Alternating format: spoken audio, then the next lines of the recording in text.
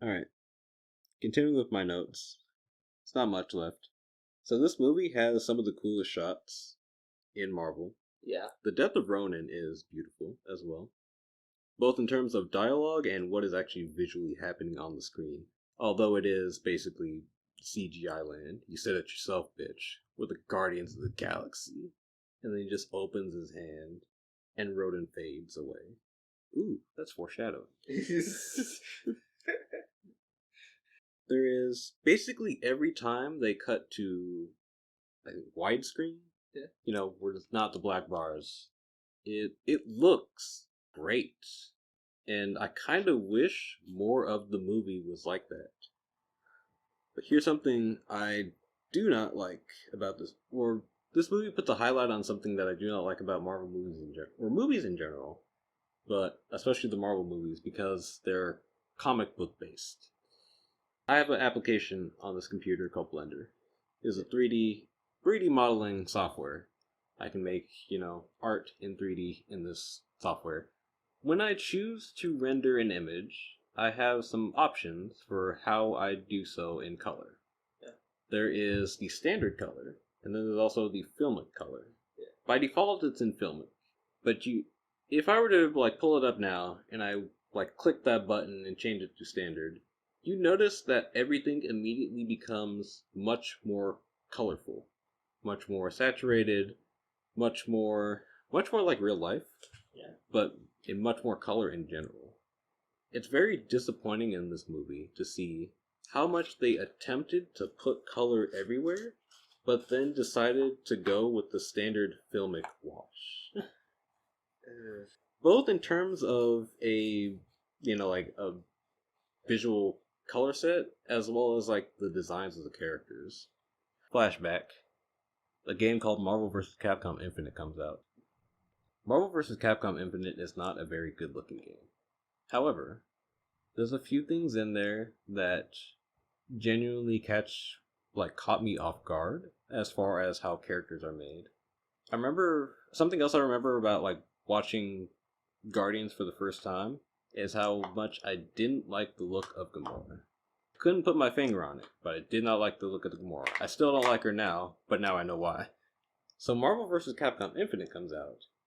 Gamora is in that game. She looks very different.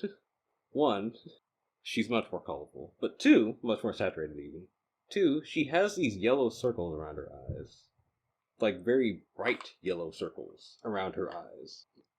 You'll have to show me. Alright. You can show me after. Alright. And I noticed looking back, they actually kind of tried to do that, but they only went for a very, very muted, almost brown, yellow eyeshadow or whatever, just on her eyelids and slightly around her eyes. Whereas in comics, it's very big and obvious, like Spider-Man levels of big yellow eyes. So you don't like that much? I don't like how much, because I have a theory on why they do this. I paid money for this actor's face. I want to make sure that I rub it in everybody's face. How, this actor that I bought. We need to make sure, because if you notice in Iron Man, they do a lot of cutting to the inside of Iron Man's suit so you could see Robert Downey Jr.'s face. You gotta see it. We paid money for this face. You are going to see it. Halo. Not even Marvel. But Halo, the Halo TV series. I don't know if you've heard of it. Yeah, I heard. Okay. It's bad. I think it's a 5 minute, or not 5 minute, scene to scene to scene. Take off the helmet. Look at his face. Cut to him driving through, or putting the helmet back on, driving through the desert, getting out the car. Take off the helmet.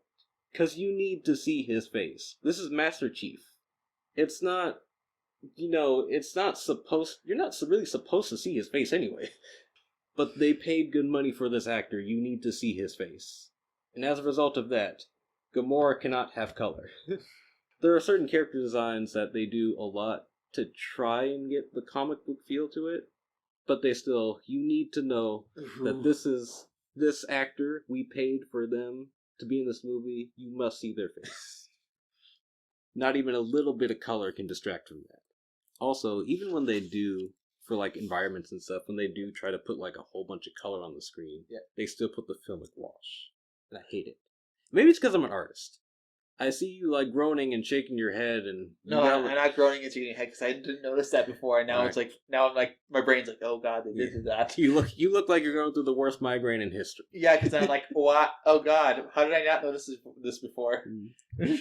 Well, I mean, you're not also like super into art like I am, so I No. wouldn't expect most people to notice this. I didn't notice it. I'm like, oh.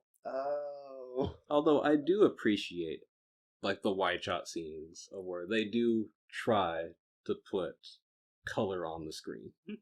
They try.